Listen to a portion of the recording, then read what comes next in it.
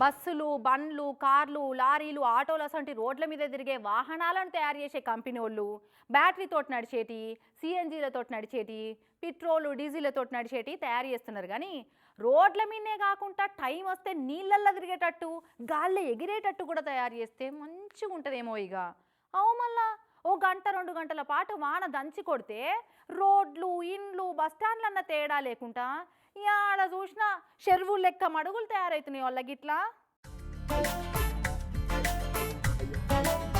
నిర్మల్ జిల్లా కేంద్రంలో ఉన్న ఆర్టీసీ బస్టాండ్ల పరిస్థితి ఎట్లుందో అవపడుతుందా?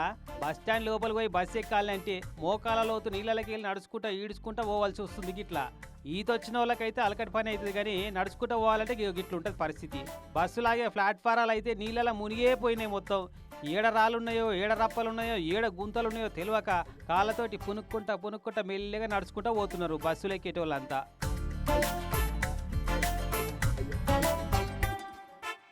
మొన్నటిసరిని పాత ఆదిలాబాద్ అంతటా వానలు దంచి కొడుతున్నాయి కదా. అయితే పడ్డ వాన నీళ్ళు పడ్డట్టు పోయే పరిస్థితి లేక బస్టాండ్ అంతా కుంట లెక్క వారిపోయేదట. మళ్ళీ ఈ నిర్మల్ బస్టాండ్ కూడా మెయిన్ రోడ్ లెవెల్ కంటే కిందికే ఉందట. ఇక వాన నీళ్ళని బస్టాండ్లకు వచ్చుడుతోటి గిట్లుంది పరిస్థితి.